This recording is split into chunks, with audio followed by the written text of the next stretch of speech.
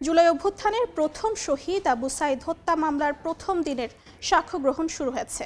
আজ সাক্ষ্য দিয়েছেন আবু সাঈদের বাবা মকবুল হোসেন। আন্তর্জাতিক অপরাধ ট্রাইব্যুনাল ২ এই সাক্ষ্য দেন তিনি। এর আগে বুধবার এই মামলার সূচনা বক্তব্য দেন চিফ প্রসিকিউটর। তুলে ধরেন আবু সাঈদ হত্যার প্রেক্ষাপট। এর আগে গত ৬ আগস্ট বেগম রোকেয়া বিশ্ববিদ্যালয়ের সাবেক ভিসি হাসিবুর রশিদ সহ ৩০ জনের বিরুদ্ধে অভিযোগ গঠন করে বিচার শুরুর আদেশ দেন ট্রাইব্যুনাল ২। সকালে এই মামলার গ্রেফতার ও ৬ আসামিকে ট্রাইব্যুনালে হাজির করা হয়।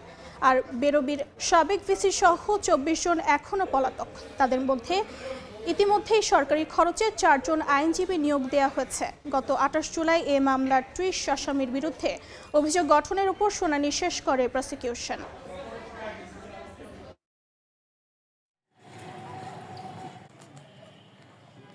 মুহূর্তে ট্রাইব্যুনালে আছেন সহকর্মী আফজাল হোসেন, সরাসরি যাচ্ছি তার কাছে।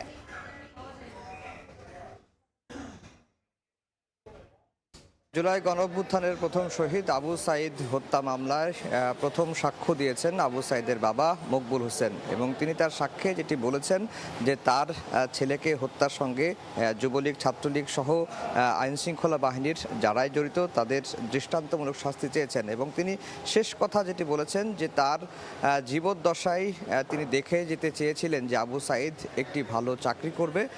যেহেতু আবু সাঈদকে শহীদ করা হয়েছে, এখন তার প্রত্যাশা হচ্ছে যে আবু সাঈদকে হত্যার সঙ্গে যারা জড়িত তাদের তিনি দৃষ্টান্তমূলক শাস্তি তার জীবদ্দশায় দেখে যেতে চান। Prosecutor Gazi M S Tamim রয়েছেন আমাদের সঙ্গে। আমরা একটু আবু সাঈদের বাবার সাক্ষ্য নিয়ে তার কাছে একটু জানতে চাই।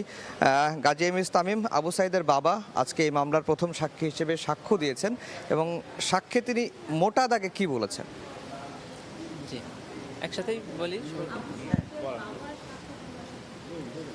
যে আজকে আন্তর্জাতিক অপরাধ ট্রাইব্যুনাল ২-এ জুলাই গণঅভ্যুত্থানের যিনি অকুতোভয় সৈনিক, রংপুর বিশ্ববিদ্যালয়ের ছাত্র শহীদ আবু সাঈদের মামলার সাক্ষ্য গ্রহণ শুরু হলো।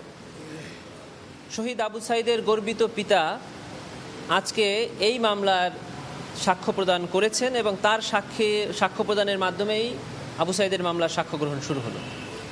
তিনি ট্রাইব্যুনালে আবু সাঈদের জীবন তুলে ধরেছেন। সে মেধাবী ছাত্র ছিল, পঞ্চম এবং অষ্টম শ্রেণীতে ট্যালেন্ট পুলে বৃত্তি পেয়েছে, গোল্ডেন A+ পেয়েছে এসএসসিতে। কিভাবে তার লেখাপড়া নিজে চেষ্টায় টিউশনি করে করে চালিয়েছেন, বাবা তার শিক্ষার খরচ যোগাতে পারেনি, সেই বর্ণনা দিয়েছেন। ১৬ই জুলাই ২০২৪ সালে কিভাবে আবু সাঈদকে নির্মমভাবে গুলি করে হত্যা করা হয়েছে সেই বর্ণনা তিনি ট্রাইব্যুনালে দিয়েছেন। এই বর্ণনা দিতে গিয়ে তিনি ট্রাইব্যুনালে বারবার আবেগ আপ্লুত হয়ে পড়েছেন।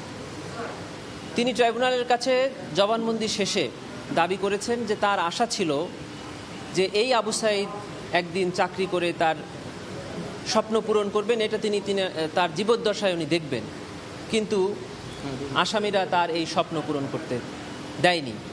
তাই তিনি ট্রাইব্যুনালের কাছে আশা করেছেন যে তার জীবদ্দশায় যেন তিনি তার সন্তানের হত্যার বিচার দেখে যেতে পারেন, সেই আশা তিনি ট্রাইব্যুনালে ব্যক্ত করেছেন।